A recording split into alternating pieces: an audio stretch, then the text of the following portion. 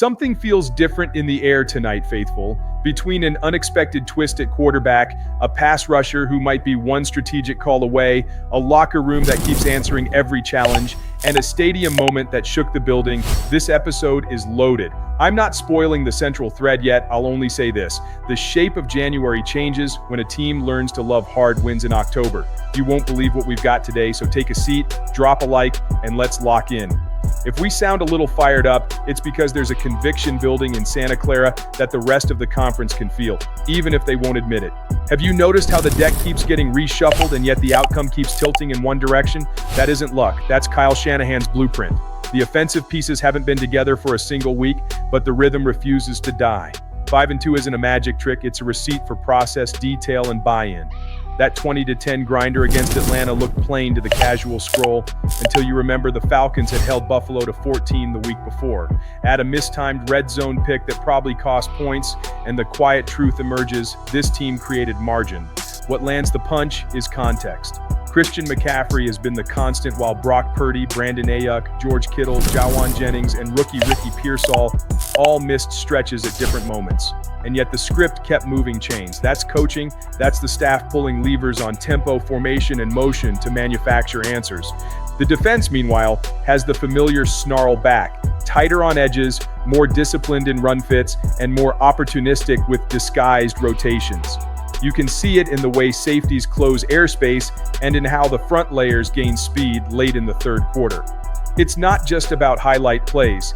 It's the refusal to let down-to-down execution crumble when the personnel sheet looks like a patchwork quilt.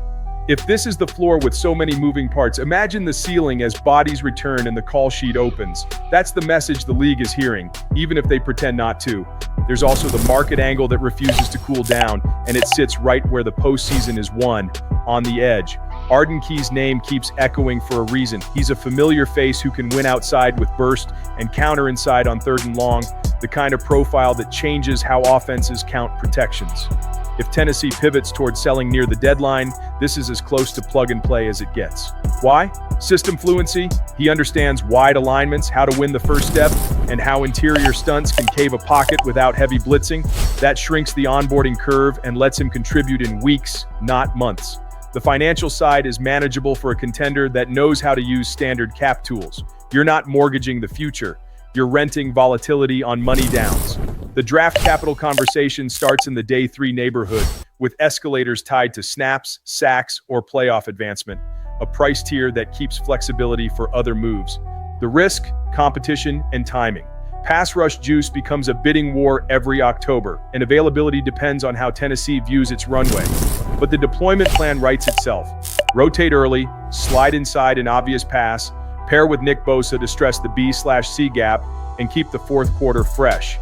That's how you turn one additional rusher into 3 or 4 additional punts over a month.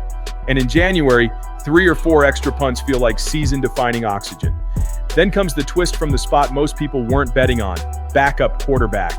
With Brock Purdy sidelined by that nagging toe issue, Mac Jones has turned a temporary assignment into a stabilizing run.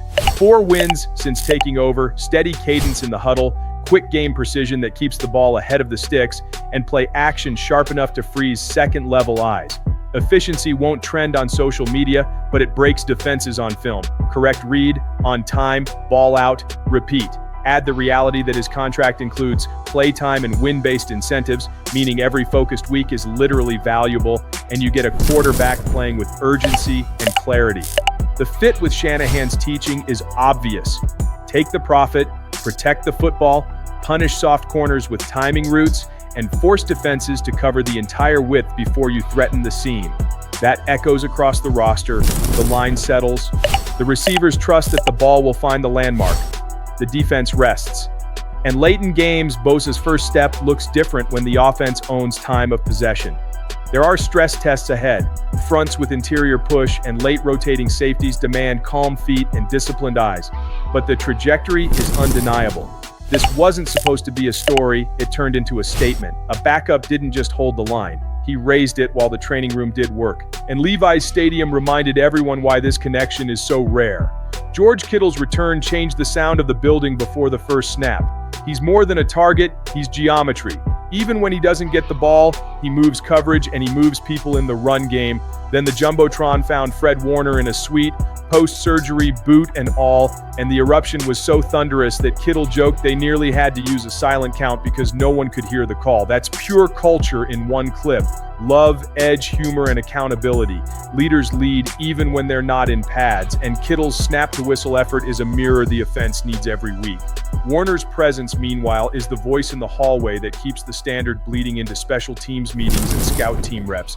You could feel it in the way the sideline carried itself, calm, urgent, connected. If you were in the building, you probably left with the same thought.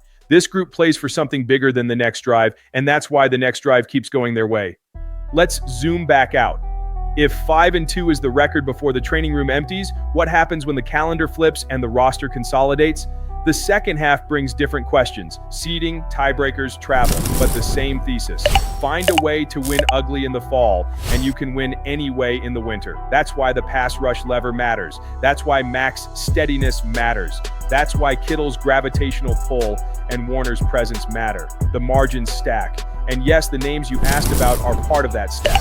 Ayuk resetting the top of the root tree, Jennings giving the offense its muscle on dirty yard snaps, Pearsall's burst returning to stretch the intermediate windows, and the veteran receiver who turned a prove-it window into meaningful snaps again.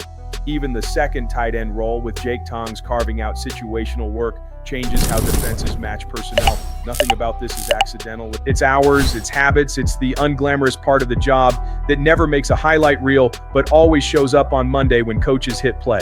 And here's where you come in. I want to put you on the clock. Would you flip a late pick with escalators for a rotational rush piece right now, or hold the ammo for March and chase a bigger swing? Do you prefer betting on immediate third down leverage or saving flexibility for a market that always surprises? Drop your take below, reply to someone you disagree with respectfully, and tell me which matchup down the stretch you think becomes the proof of concept for this identity.